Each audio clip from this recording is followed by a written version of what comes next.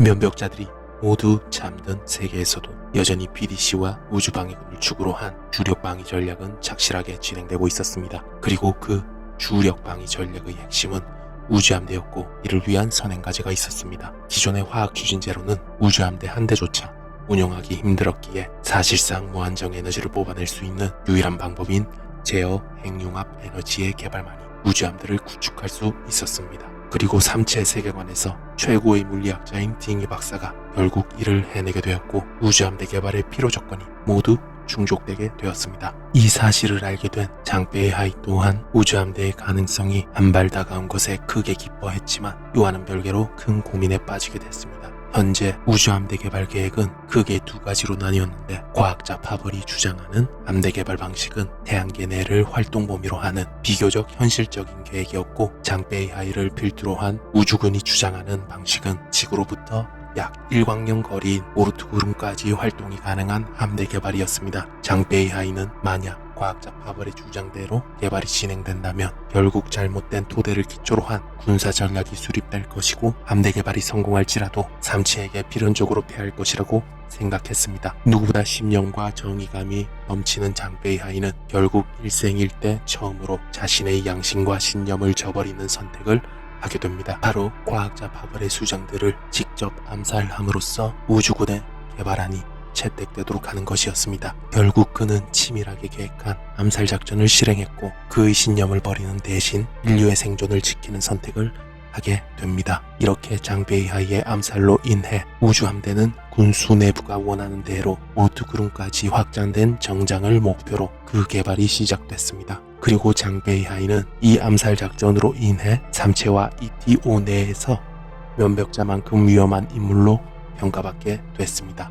그리고 장베이하이는 현대 세계에서는 더 이상 자신이 할 일이 없다고 생각했고, 이에 따라 미래 우주 함대가 완성되는 시점까지 동면을 결정하게 됩니다. 군수 내부 또한 미래 군대에서는 사상 및 정치 공작이 전력 증강의 핵심이라 판단하여 장베이하이를 보필할 팀원 30명을 그와 함께 미래로 보내게 됩니다. 그리고 장베이하이의 상관인 장웨이스 장군도 마지막이 될 그와 작별 인사를 나눴습니다. 더욱 의외인 건 장 장군은 가장 신이 많은 부하를 떠나보내는 서운함보다는 장베이하이가 갖는 승리에 대한 확신의 신념이 한 명의 군인으로서 너무 질투가 났다는 사실이었습니다. 그렇게 또 8년이란 시간이 지났고, 면벽자 레이 디아즈와 하인즈는 동면에서 깨어나게 됩니다. 이들이 세상에 나왔다는 건 그들의 계획을 위한 기술이 완성되었음을 의미하기도 했습니다. 우선 하인즈의 인류 지능 향상 프로젝트에 필요했던 기술은 뇌의 구조를 분석하고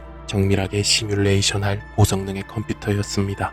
이를 위해 그가 동면에 든 동안 컴퓨터 기술은 세 갈래로 발전을 진전했습니다. 기존의 슈퍼컴퓨터를 더욱 고도화하는 방식과 양자 컴퓨터 개발, 마지막으로 생체 분자형 컴퓨터였습니다. 하지만 지휘자가 쳐놓은 물리학의 장벽 앞에 양자 컴퓨터와 생체 분자형은 처참히 실패했고, 기존의 슈퍼컴퓨터의 발전 속도는 이미 무어의 법칙 한계에 다다른 상황이었습니다. 모든 컴퓨터 기술이 한계라고 여기며 인류가 포기하려고 했던 그 순간 돌파구는 의외의 방식으로 발견됐습니다. 하인즈의 부인이자 하인즈 이상의 천재 뇌과학자였던 게이코는 뇌의 유런을 CPU 하나와 대응시키는 아이디어를 떠올렸고, CPU로 뇌와 동일한 모델을 설계했습니다. 이를 위해서는 1000억 개 이상의 CPU가 필요했고, 이 숫자는 지금까지 인류가 만들어온 모든 CPU의 수량을 넘어서는 것이었습니다. 이 방식을 간단히 비유하면 비행기 엔진 개발을 할 수 없는 상황에서 비행기 동체를 헬륨 풍선 수천억 개로 띄우는 것과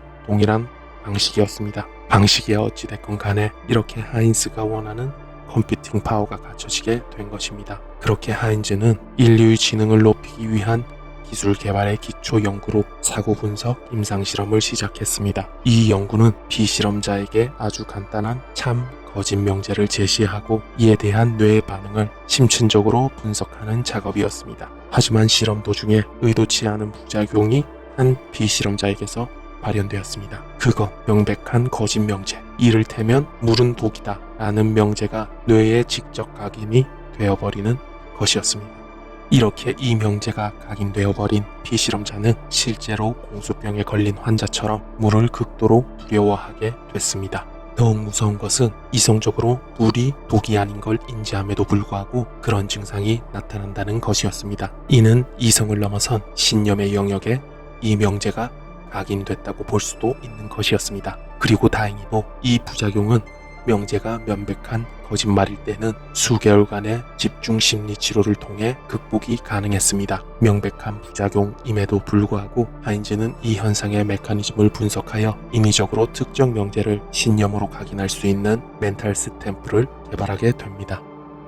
그리고 PDC는 이 기술을 자발적 지원자에 한해서만 사용할 수 있도록 허가를 해줍니다. 또한 지원자는 우주방위군 소속만이 가능하고 명제는 오로지 인류의 3차 전쟁 승리 하나만으로 한정했습니다. 이렇게 멘탈 스탬프는 우주방위군 소속 군인들, 특히 패배주의에 빠진 군인들에게는 구원과도 같은 존재가 되었습니다. 그렇게 많은 군인들이 이를 통해 승리에 대한 신념을 갖게 되었고 하인즈는 면벽자로서 최초로 소규의 성공을 달성한 인물이 되었습니다.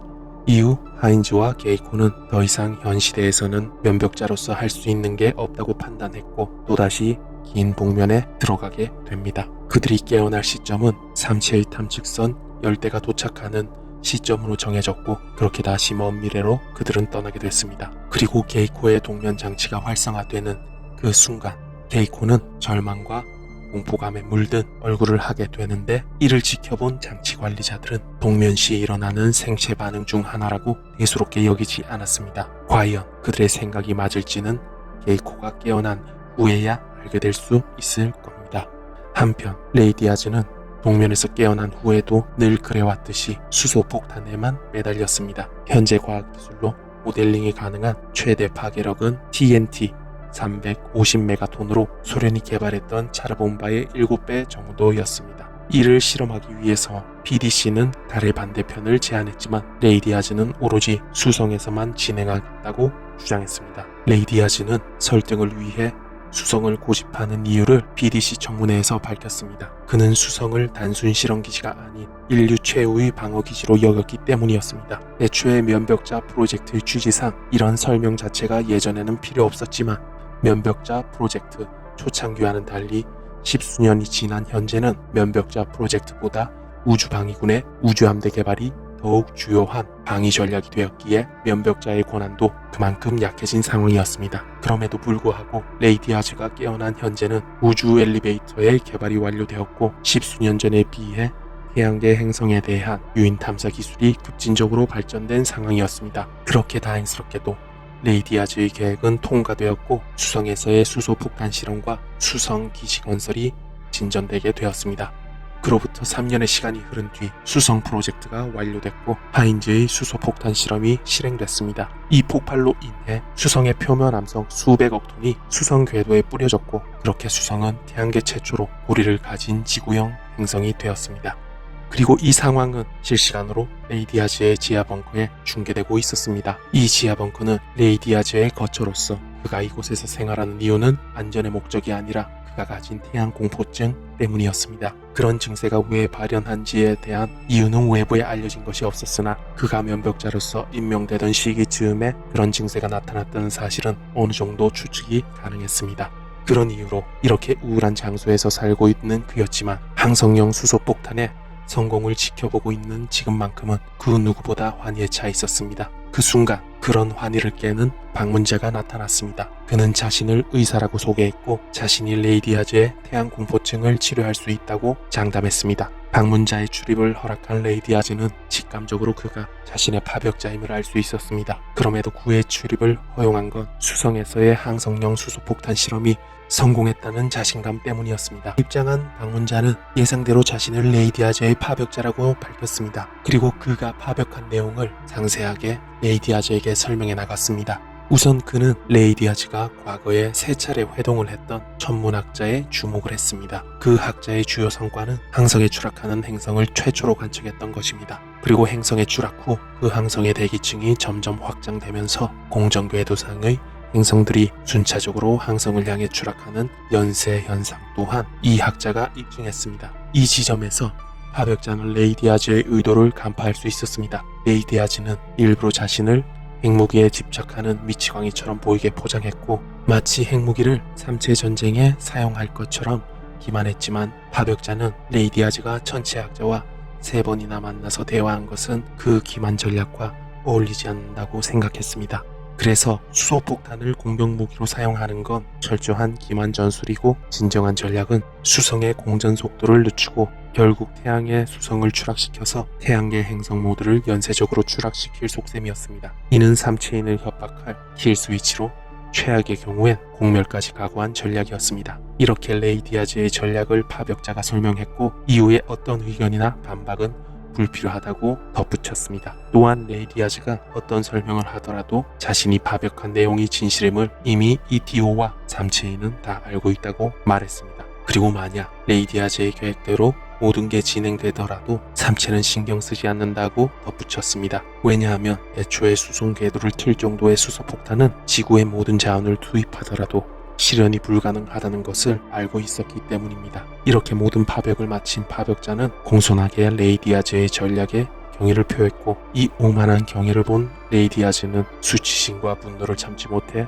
그 자리에서 파벽자를 거의 죽을 정도로 구타했습니다. 어떤 반응도 하지 않은 파벽자는 삐떡이 된 상태에서도 자신의 승리에 도취되어 이과인 웃음이 만연했습니다. 이렇게 철저하게 또 한 명의 면벽자가 파벽자에게 패배했습니다. 그와 동시에 파벽된 내용이 인류의 안보를 위협하는 반인류적인 계획임을 알게 된 PDC는 레이디아즈의 면벽자 지위를 해제했고 이 사실은 전 세계에 알려지게 됐습니다. 얼마 후 레이디아즈는 자신의 고국 베네수엘라의 태양 아래 당당히 서 있을 수 있었습니다. 파벽자의 말대로 그의 태양 공포증은 이제 사라졌습니다. 그의 전략과 그리고 고국에 돌아온 그는 볼리바르 광장에서 성난 국민들의 돌팔매질에 만신창이가 되었고 그렇게 살아가던 조국과 국민의 손에 자신의 목숨을 내주게 되었습니다. 이렇게 또 한 명의 면벽자가 사라지고 이제 남은 건 하인즈와 로지 뿐이었습니다. 다시 시간은 흘러 삼체 위기 초기에 활약을 했던 유엔 의장 세이는